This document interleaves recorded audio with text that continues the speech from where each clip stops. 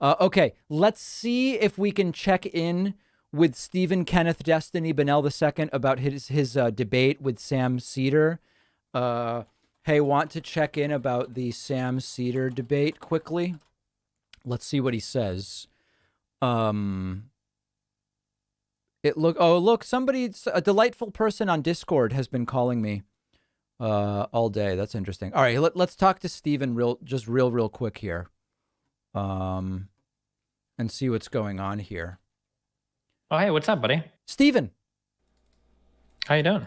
how did the debate with Sam go? I thought it went okay. We kind Yeah. of got weeded down on something that I didn't think we'd get weeded down on, but Because I was remembering when you debated my former economics professor, Richard Wolff, there was a lot of time spent God. talking about what isn't socialism, what isn't feudalism, what isn't a dictatorship, what held Sam isn't in- communism, what it I right. hold Sam in way higher regard than fucking Wolf. Yeah, I don't know. The Wolf guy is whatever. I think Sam's a pretty smart guy, though. I have a lot of respect for him. Were you able to define terms in a way that the conversation was substantive? Yeah, You were. I think so. Did anybody convince anybody? No, I think like I said, we got lost in the weeds on one topic, so Yeah. Mhm. Do you? I've been thinking of going back to the debate game. Do you think the debates need to be 3 hours long to be good relevant content for the Twitch platform? What do you? That's a really loaded question. Are you talking about like what gets the most viewership, what's the most entertaining, or what's like the best for like getting a good conversation? I would say any of the above, because my experience is that when the conversation goes longer than 45 minutes, a sort of fatigue starts to set in, and it doesn't. I don't know how productive it is. Well, I mean, it super depends on it super depends on what your goal is. All of those things require vastly different types of things. Yeah. Like if you want something, the most entertaining stuff is when you're screaming at each other and calling each other names. Okay. And like going real hard. But that's obviously not a good way to get like a good conversation, high quality conversation where, points are being spelled out correctly and everything, right? Right. Mm-hmm. So you would not advise me to do like a 3 hour like shout fest, for example? I love those. If you can find somebody who wants to do it, that's some funny as shit, in my opinion. Oh, But see, I assume that's what everybody wants. You're saying it's actually tough to find people who want to do that. Well, the problem is that most people don't have the mental constitution to endure in those environments for very long. I see. So those communities full of people that do that self-destruct very quickly. Yeah. Who do you think on the left right now, and by the left, I mean people who are sort of like aligned more or less with you politically, who do you think is doing the best job of like smacking down the right wingers right now? Well, I mean, you ask me, this is a space that I'm in, so I'm going to give you a biased answer, obviously. I mean, I would say I do. No, well, of course, like, other than you. Other than me. So there's like this weird trend that happened where it feels like people on the left for a while didn't want to engage with people on the right. And then I think I came along and I started debating a lot. And then like Vosh and other people came along and Hassan, they wanted to be like debaters. And then they started to engage with the right more. But now it feels like we've kind of gone back to the not engaging with the right. And now it's just all left-leaning people fighting with themselves. So like when I look at a lot of the discourse today from like the Brianna Gray or Jimmy Dore or the Young Turks, or like a lot of it, like, and I'm not trying to blame any of these individual parties, but it seems like most of the fighting right now happens between like, is AOC like a sellout Gusano fuck, or is Biden like a traitor to the working poor, right? Like that seems to be all the conversations. It seems like we don't really talk to or much about any Republican right-leaning people anymore. That seems to be like what I say, yeah. I have like two views on that. On the one hand, I do think that dialogue is good when there can be sort of like points of agreement found. At the same time, new poll, 55% of Trump voters believe that the January 6th riots were an act of defending freedom. So it's like, is there really common ground to find with those people? It's gotta be. That's my problem, is that like, I think that's why that conversation is more important than like, like, is our ideal society socialist or communist? Like, rather than going like so far left into fucking crazy land where it's like 15 an hour isn't enough, I want 35. And I was like, okay, I don't give a fuck about you, because half the goddamn Republican Party like believes in Jewish space lasers. Like, Right. I think that is like way more important. And that's why like I've started like blocking and getting away from like 95% of these insane people on the left, because like I don't know anybody in my real life, personal life, that wants us to fucking have like Mao come back from the dead and like roll tanks through the United States and makes a communist revolution. But my own mom is an anti-vaxxer. My own mom won't get a vaccine, even though we've had 2 family members die from the coronavirus. Wow. So like those conversations are so much more important to me, and I think they're more important to this country than like did Jimmy Dore sexually harass, some girl, the girl from the Young Turks? I don't mean to Anna Kasparian, right? Right. She's not just some girl. I'm sorry, I don't mean to sound rude there, but is Biden left leaning enough? Like, why aren't they coming through and claiming control of the Senate to pass Medicare for all? Like, I don't want those conversations right now. Like, I genuinely want to talk to people that are trying to tell me why they don't think that vaccines work. Because we're on the verge of a second nationwide lockdown. We're on the verge of like a second worldwide epidemic. If we're not already experiencing it with the Delta variant, So you mean that there's let me see if I can interpret, because you're shot out of a cannon today, Stephen. You're saying that there's lower hanging fruit that would make much of a bigger difference, whereas like the debate between if we got to social democracy, would we want to keep going to socialism, is less immediately relevant than just like, hey guys, can you go and get vaccinated? Yes. Wow. Yes, that is exactly what I mean. Or like, rather than arguing like over whether Medicare for all or a public option is the best, like let's make sure that we all actually believe that our election happened and it was real. Okay. Yeah. Because what is the percent? It's like 40% of Americans don't, or not Americans, Trump. How many Republicans believe that the election was stolen? I think about, I think something like 60% of Trump voters think it was stolen. Yeah. Like it's insane. That's unbelievable to me. Yeah. Wow. Yeah. Wow. So and nobody on the left is having those conversations anymore. Right now, we're all just talking about like how are we going to work on the commune? Like, am I going to be doing art 9 hours a day or 8 hours a day when I work on the factory farm for a little bit to make sure we all have avocados to eat? Like, that's what it feels like most of the conversations on the left are now. I'm not there for it. I don't give a fuck. Like, speaking of which, by the way, where are you on the grafting of avocado trees? The grafting of avocado trees? Yeah. I don't know what that means. You've not taken a position on that. What is the grafting of avocado trees? Well, the thing is, a lot of avocados, if you just plant the seed, the pit, you'll get a tree and you'll wait 10, 12 years and then there will be no fruit. And so the new hot thing, to quote Donald Trump, is that you start a new avocado tree, but then you graft onto it a little branchling from a known fruiting avocado tree to ensure you don't spend 12 years waiting for nothing. Oh, is that a real thing or? That's absolutely real. Oh, okay. Are you in favor of that, I guess, is the question. Is there a reason not to be? Not that I'm aware of. Well, then I guess it sounds fine. Yeah, I'm with you. I'm with you. Okay. All right, good. And then from the standpoint of future debates, you got anything else planned? I have a debate against some conservative lady soon, Lisa Elizabeth. I don't know who the fuck this is, about whether or not there's like systemic racism in policing, which I think is pretty easy. I'm on a panel tomorrow for all white people. Wait, what do you mean? Hold on a second. You're representing the white race on the panel? It's whites only on the panel, and it's going to be a conversation about white spaces and if they're needed. So that'll be a very interesting conversation. Wow. Who else is on that? A bunch of smaller political creators, but man, I can't wait for the Twitter headlines on that one. Is it a white supremacy panel? Well, I'm sure everybody will think it'll be. Maybe it will be. Who knows? We'll find out, I guess, when we start chatting. Do you know who's organizing it? Yes. Are you willing to say? It's a guy that does political panels on Twitch called Prime K's, but this is all like kind of like smaller creators. So this is not in person, right? What's wrong with it being in person? No, I'm asking if it is. I'm just saying. Well, you had that like downturn on your voice. Like, oh no. I'm assuming that this will be. You're not like driving somewhere for online. This. Yeah, okay. It's online. Wow, that's crazy. And the point will be to determine if anything like white student union, white spaces are needed. Yeah, I guess. Okay. Wow. And what will your position be? I'm not actually sure anymore. I don't know. Okay. Maybe you need a space for white people to decompress. We get a lot of hate online these days, David, and all feelings are valid, right? The only concern I have is that as a Cuban American, are you valid for? That's the problem with this identity stuff. I don't even know. I have a multiracial experience, so I can inhabit multiple spaces. Thank you very much. Okay. I would say I have a very white experience in the United States. I think your socially assigned race would be white. I agree with that. Well, I'm glad we agree. I wouldn't be allowed on that panel, right? Like I'm definitely not, like, because I'm fully Argentinian. Well, I'm looking at you right now. Can you open your eyes real wide for me? Let me see him. I think you'd be okay. I'd be okay on the panel or off the panel? I think you'd be okay on the panel. Oh, I okay. think All I'll right. let you Well, go. well, Yeah, maybe I'll look into doing that.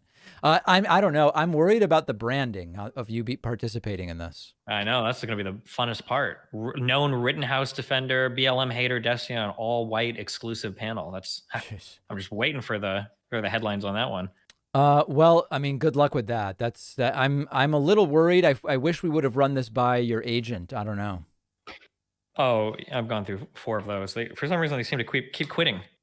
Is David, it because I don't know they why. keep telling you, listen, if you do the white only panel, I can't really represent you?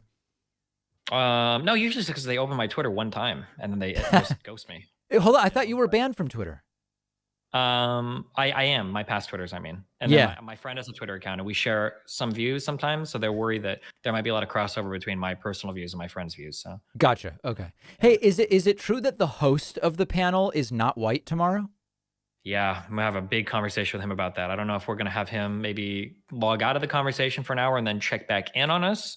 We're probably gonna need like an official person to answer the Zoom door or something to make sure he's not intruding on our white space. But maybe he's got a white friend. I don't know. We'll figure it out. I guess what I'm asking is the host interested in the topic by virtue of not being white himself?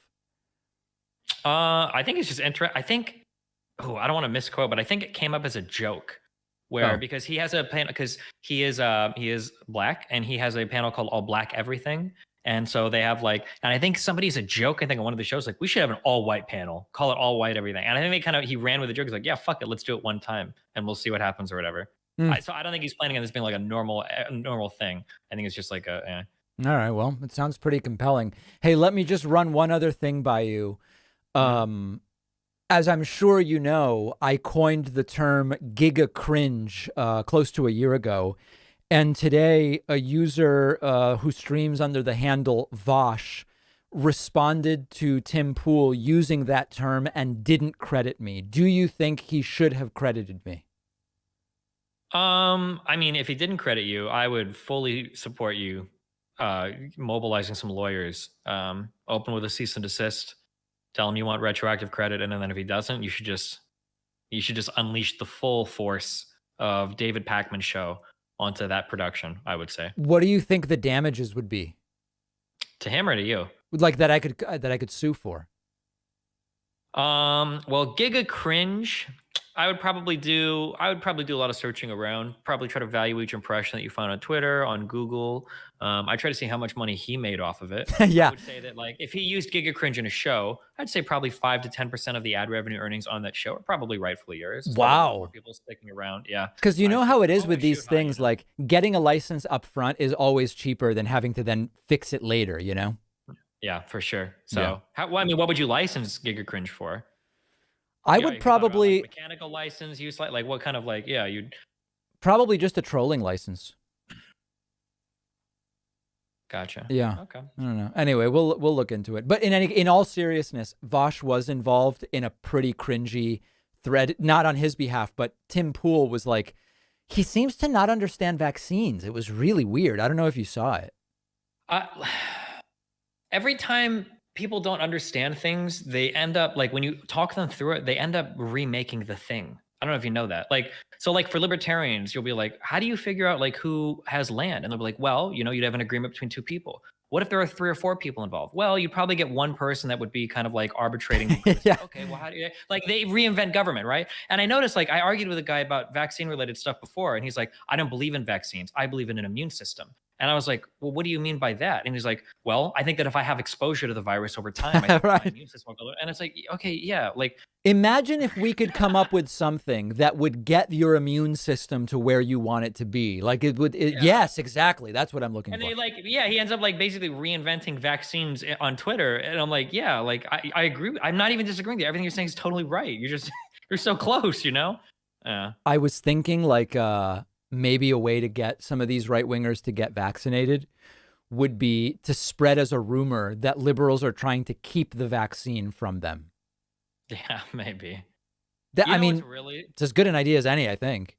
Yeah, probably. Something that's really sad is like there is a future where Donald Trump getting elected would have been better for the entire world, because it might be the case that Republicans would have actually gotten vaccinated if Yeah. Trump was president instead of Biden. That's really sad to me. Yeah, It's really because strange to see the other countries are like clamoring for vaccines, and the U.S. has infinite of them, and they just don't take them. I know. No, I don't. I think you're probably right on that.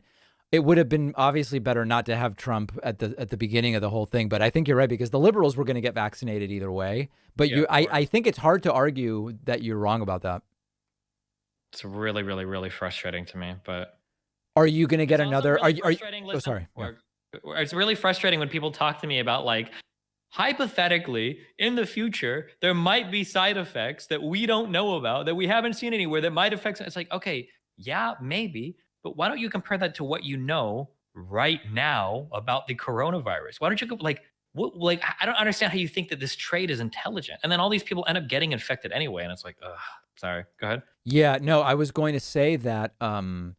It. Well, first off, I was going to ask you if you're looking to get any additional doses. I'm unfortunately I've hit a soft cap on how many I can get because most of the healthcare workers now at the places that I've been vaxing up at recognize me. So Oh, they usually call security and I have to leave. I thought about going out of city, but I don't know how I feel traveling yet for them.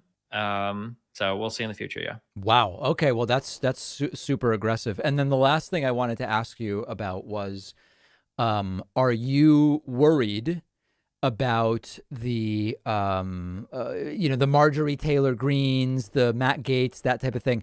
If they do get reelected in 22, it's just going to reinvigorate all of these aggressive Trumpists, and then it could be. I mean, it could be a decade after that before we excise them. Here is okay, I think I've given too many takes for your audience to warm up to me. So let me give you a hot take to make them all hate me again. Please. I think that people looking at Marjorie Green Taylor, with trying to like get her stripped of like committees or whatever in Congress and all that shit, Yep. I disagree with that wholeheartedly. I think that she should be allowed to participate in government in any way that she wants to if she's an elected official. I think that sometimes I think that people on the left right now are too fixated on trying to get the processes rigged in their favor rather than like trying to change the minds of the American people. And I think that the best way to get more people on your side is with, as Biden said, kitchen table issues. So getting like this big infrastructure bill, like trying to win over like more American minds through like dedicated stimulus to working class Americans. I think that going in that direction and winning elections that way, I think is way better than this demonization of people. Because like it or not, having a common enemy or having people attack you is just a really big way to rile up support for your side. So like who cares about Marjorie Green Taylor? She's fucking crazy. You know, if you know she's crazy, you know she's crazy. If you don't know she's crazy, then somebody in the left sure as fuck isn't going to convince you otherwise, right? It shouldn't be whether or not Marjorie Green Taylor is insane and into QAnon. It should be whether or not she voted for the infrastructure bill, or whether or not she voted for stimulus, or whether or not she voted for the coronavirus relief, or whether or not she wants to keep your child tax credit around. I think if Democrats can just keep centered on these economic issues and make it about that, they're not the party that wins the culture war. They're the party that makes your life better materially. I think that that's like a way better path forward. Yeah, but so I agree about going back to policy. A lot of these people don't have any policy, but I think what you're missing is if you ignore everything other than policy, they just keep suppressing the vote. So you've got to keep working on that. That's not a cultural issue. I'm not saying fight about trans girls in sports. I'm not saying that. But you can't just do economic issues because then they pass 250 voter suppression bills and it doesn't matter that people like your economic policy. Maybe that's another conversation, but Well, it's part of this one.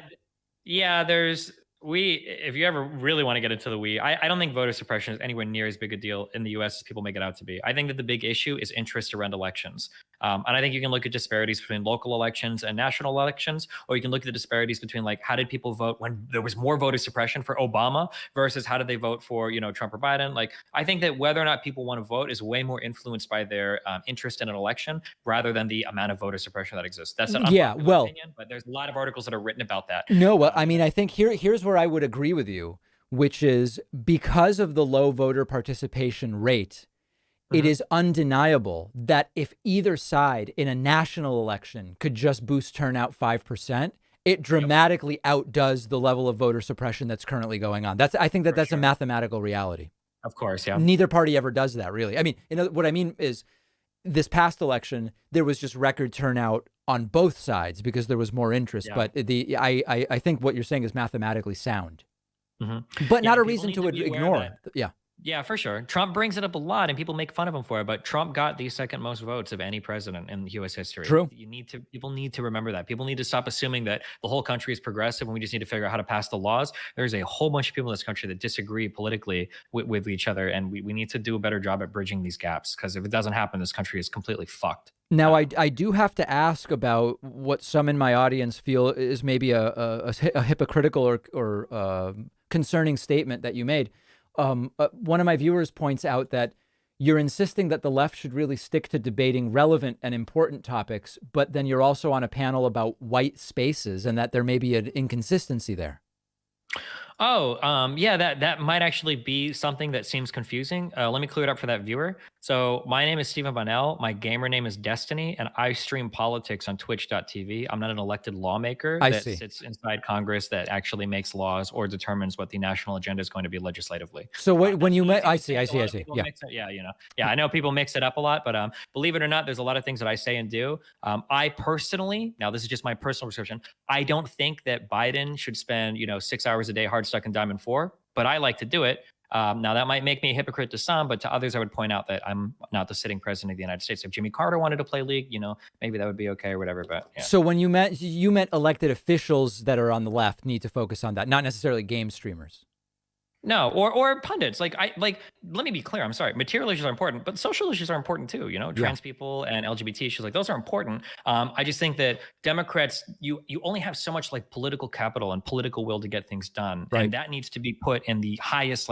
What is? It's kind of like when you're a business owner, right? What is the least amount of work I can do for the biggest payoff? You always knock out those issues first. You're not going to buy a $50,000 camera if you don't have lights in your studio, right? Mm-hmm. You're not going to buy a $200,000 internet connection if you don't have a computer to out, right? That's all I'm saying is that focus on your important issues first. And right now, I think the economic stimulus is absolutely that issue. Well, you've really said it all. From a business standpoint, I did want to ask you. I'm looking to delve into the. I'm looking to do a streamer interview series. Are there big time streamers that have interesting business models, or who you think would otherwise not be opposed to engaging with people like me that do primarily politics, which many people stay away from because it can be toxic? Literally everybody in the smaller politics community on Twitch would probably love an opportunity for an interview. Let me clarify. Non-politics people, streamers that are not in politics. Yeah. Streamers that aren't in politics that would talk to you. Oh, for what kind of interviews? Just interviews about their streaming, presence, their online presence, etc. I mean, I imagine almost anybody would probably say yes, no? Wow. Who are even the big streamers I should be talking to? You should just straight out message Pokemon, XQC. Pokemon. Yeah, these people they'll 100% go for it for sure. Wow. Okay. So hold on, was that XQC?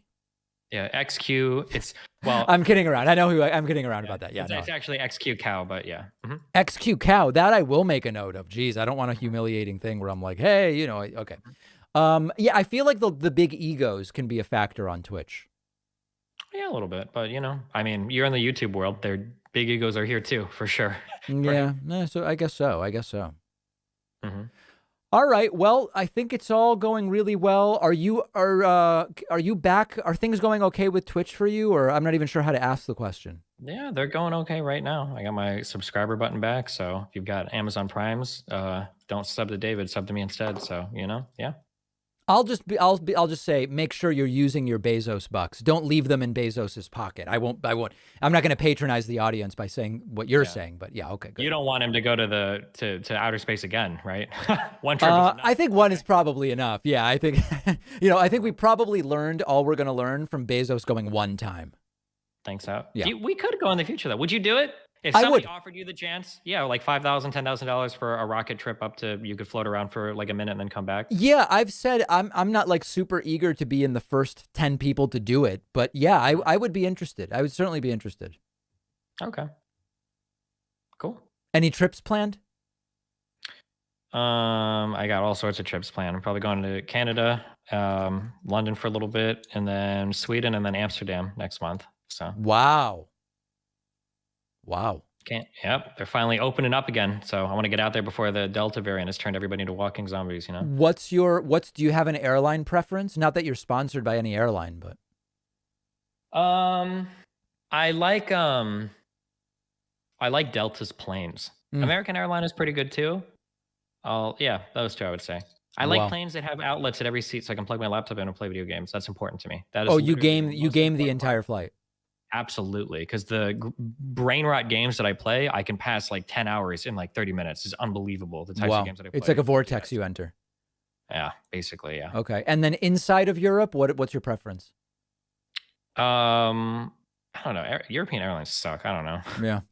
I think I do most of my travel in Europe. It was like not Air Portugal. Okay, Jesus Christ.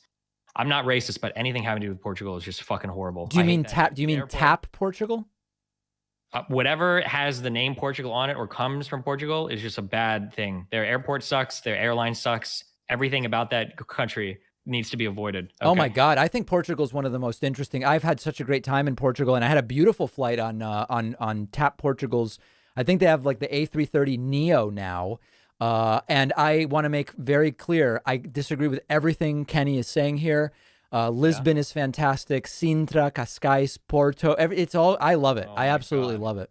Maybe outside of that main airport, maybe it's better. But who likes air? I mean, listen, if you go to the old terminal at Charles de Gaulle in Paris, you probably would be like, oh, I don't want to go to Paris, but that has nothing to do with Paris. Yeah, I've been through, I think it's CDG a few times. You have to like bus around outside sometimes to get to different parts of the airport. It's interesting. Oh, Steven, we got to get you VIP so you don't have to do that. I can't imagine that a Cuban American streamer as prominent as you isn't being brought around in a different way. I think I'm like, in some ways, I really don't spend my money on much. Do you ride like first class, business class? I'm always like back in economy. I'm on the very end of that plane on the where the seat can't go back anymore because it's against the fucking wall. Yeah, that's where I ride at. You want the seat that doesn't recline. Well, listen, often when in the days of being hired to speak places, usually they would fly me business class or whatever. Yeah, but honestly, at this point, I have so many miles and points and all this stuff that there's frequent upgrades to be had. Yeah.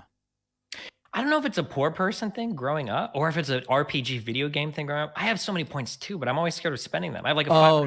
You got to get over. What are you saving the points for? What are you saving them for? I don't know. What if I run out? Exactly. But you've never even needed them. This is the conundrum. I know. That's why okay, I'll start doing first class flights. But if I run out of points, Davey, I'm going to be really upset with you. Okay. I'm going to be invoicing you for my flights. Okay. Yeah. Well, all right. Talk to my agent about that. I don't know. Okay. Okay, well, Steven, listen, I wish you the best. Hello to the DGG community and everybody there. Melina, of course, Melina Destiny Bonnell II, and just everybody at the Steven headquarters. Thanks. I'll make sure that they all know that they've got a message from you, and they all say hi back as well, of course. By the way, I popped into one of Melina's streams recently, and nobody knew what was going on. I think a lot of the people who are following her may not be in my audience. Yeah, the crossover is probably not that high, but I think that's because she's more of like an international focus, being Swedish rather than us who are, strictly American. I think that's exactly what it is. Yeah. Yeah. For sure. Yeah. All right, Steven, be well. Thank you for the call. I called you, but I still thank you for the call. Thank you for checking in. I appreciate it. Okay. All right. We'll talk to you soon. All right, bye. All right. There he goes. Steven Kenneth Destiny Bonnell II. He really has said it all. And, yeah, I mean, I think the frequent flyer miles thing is a lot. Oh, hold on. Let's listen to what he's saying real quick.